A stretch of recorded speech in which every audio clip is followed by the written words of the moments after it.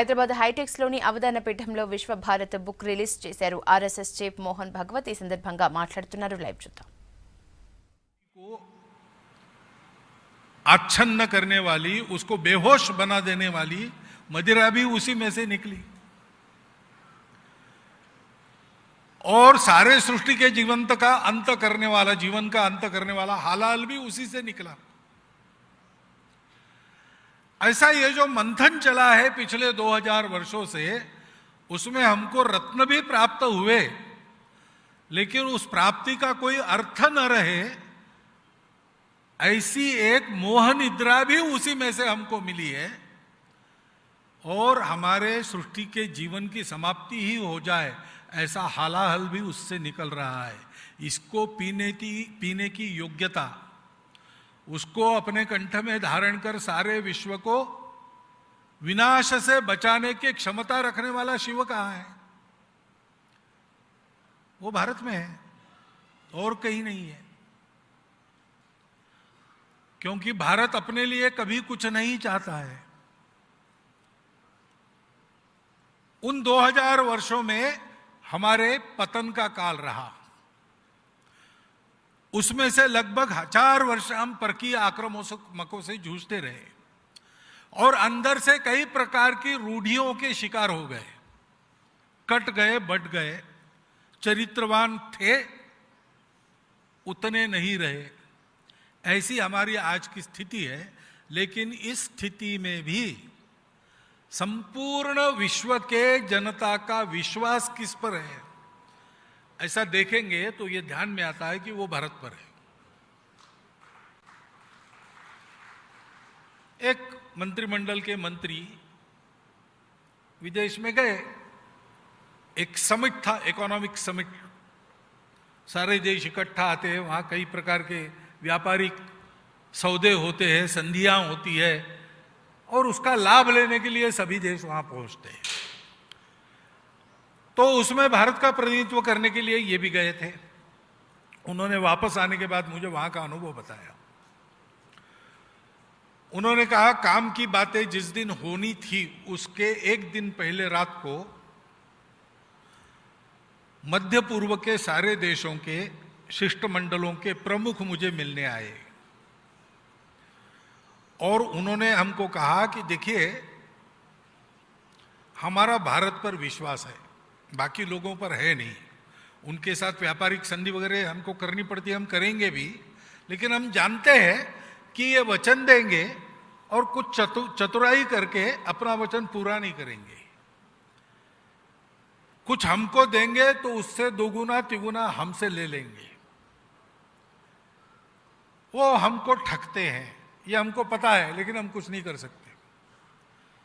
भारत के बारे में हमारा अनुभव ऐसा है कि भारत ठगता नहीं, जो जितना बोलता है वो उतना पूरा करता है.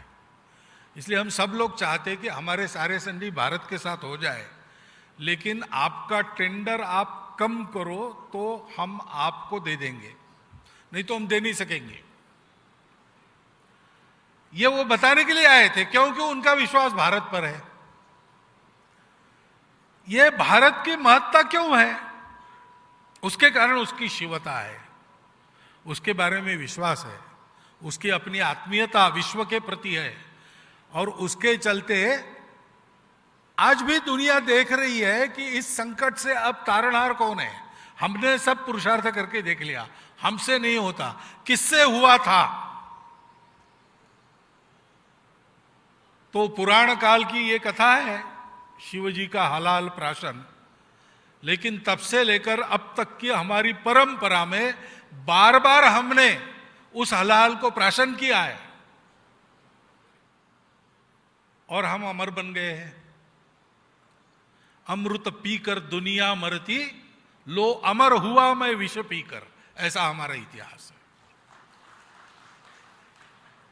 इन शिवजी की महत्ता क्या है? इन शिवजी में जो शक्ति है वो जगत जननी दुर्गा है, चित स्वरूपिणी, जिसका हमारे लिए पार्थिव रूप मृण्मय रूप भारतांबा है. उस शक्ति के इकार को अगर शिव से हटा देंगे तो शिव का शव ही रह जाएगा और क्या रहेगा. उस शक्ति की आराधना करनी है। सुब्रमण्यम भारती कवि हो गए तमिलनाडु में, बड़े देशभक्त। अंग्रेजों के काल में स्वतंत्रता संग्राम में उनका योगदान हमेशा रहता था। उन्होंने एक कविता लिखी है और उसमें वो कहते हैं, हे भारत जननी, तुम सारे विश्व की धारणा करती हो, पालन करती हो। हम तुम्हारी संतान मोह निद्रा में ग्रस्त, तुम्हारे लिए कुछ करने के सामर्थ्य को खोकर यहां तुम्हारी गोद में खेल रहे हैं, और इसलिए हम तुम्हारा दर्शन करते तो हीन दीन परतंत्रता की जंजीरों में जकड़ी तुम हमको दिखती हो। हम जानते हैं कि तुम ऐसी नहीं हो, ये तुम्हारा नाटक है। कृपया हमारी इस दुर्बलता तो तुम दूर करो, और इस नाटक में तुम हमारी मां हो, तुमको सब वैभवों से मंडित कर सके, हम इस नाटक को अच्छी तरह खेल सके, ऐसा सामर्थ्य हमको दो। यानी इस भारत माता के उद्धार का सामर्थ्य हमको देने वाली कौन है? वही है।